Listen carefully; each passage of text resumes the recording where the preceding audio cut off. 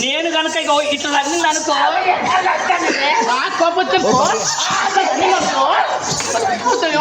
ఇట్లా అంటే నీ మెడలో ఇరిగిపో. ఇద్దరు గౌడు బారున్నట్టుంది. ఇదో గౌడు బడి వస్తున్నా సౌతి పట్టు కన్నునే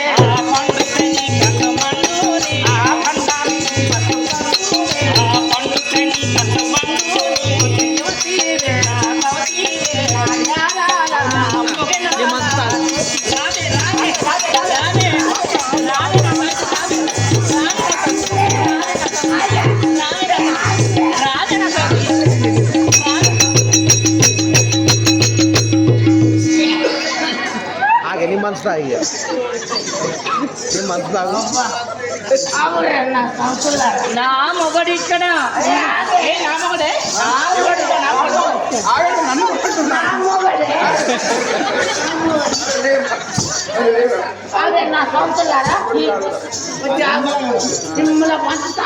నువ్వు కాస్తంత ప్రశాంతత అయిన తర్వాత పచ్చు ఆవేశాలు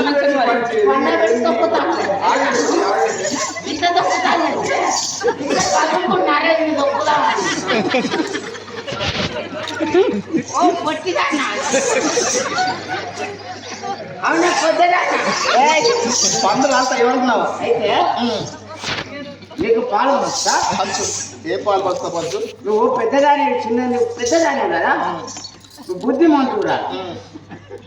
ఇగో నీకు గడ్డ మీద పొలం, ఆ పొలం నువ్వు దున్నుకో. సరే ఇది గడ్డ మీద కట్ట కింద గుడుగు పొలం నీది. ఎందుకంటే నువ్వు కొత్తగా తిందాని కదా, ఎందుకంటే నువ్వు చదువుకోవాలి. అది నీది అమ్మా. గడ్డ పర నీకు నా వంతుది. అమ్మా కొంక నీకు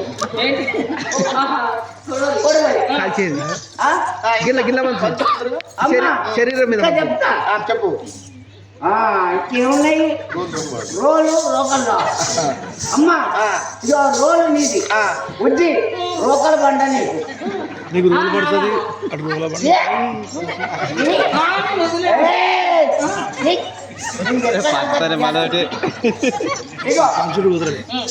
ఈ ఎడమ చెయ్యి, ఈ ఎడమ కాలు, ఈ ఎడమ చెవు, ఈ ఒక్క మీసం, ఈ బొమ్మ కన్ను నీది. ఈ కుడి పక్క భాగం ఈ మీసం, ఈ కన్ను ఇవన్నీ నా భాగమా? ఆ భాగం. మా ఆయన మంచోడు. ఆగు ఆగు అట్నుంచి చెయ్యి ఇటు పడ్డదనుకో ఆడికి నరికేస్తుంది. ఇదే ఆగు. ఇగో ఈ చెయ్యి వచ్చి ఈ చెయ్యి పాకింది అనుకో, ఈ చెయ్యికి ఇక్కడికి నరికేస్తా నేను.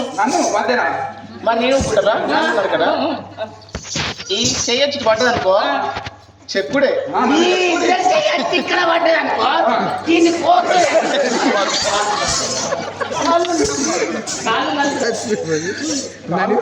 మాకు పంచం ఇంకేమైనా ఉందా?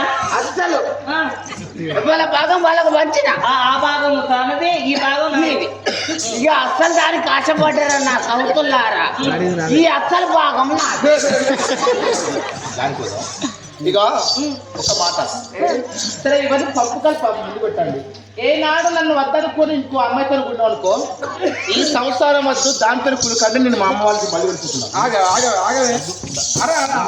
ఒకవేళ నువ్వు దాని వెంట పడుతున్నావు కదా, ఒకవేళ నువ్వు నేనే కావాలని వచ్చావనుకో ఇక నీ మర్యాద దక్కదు. నువ్వు దాంతో వెళ్ళిపో. నేను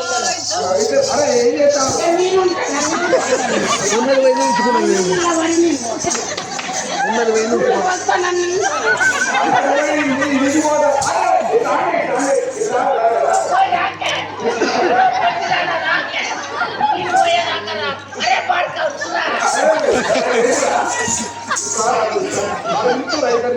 వాళ్ళిద్దరు ఇట్లా కొట్టి నన్ను ఆగలేదు.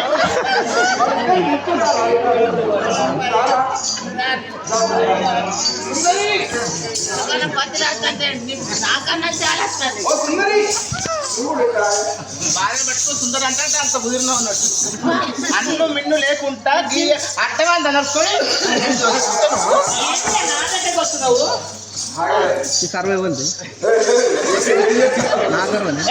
ఈ ఇల్లు నాదే. నీదా?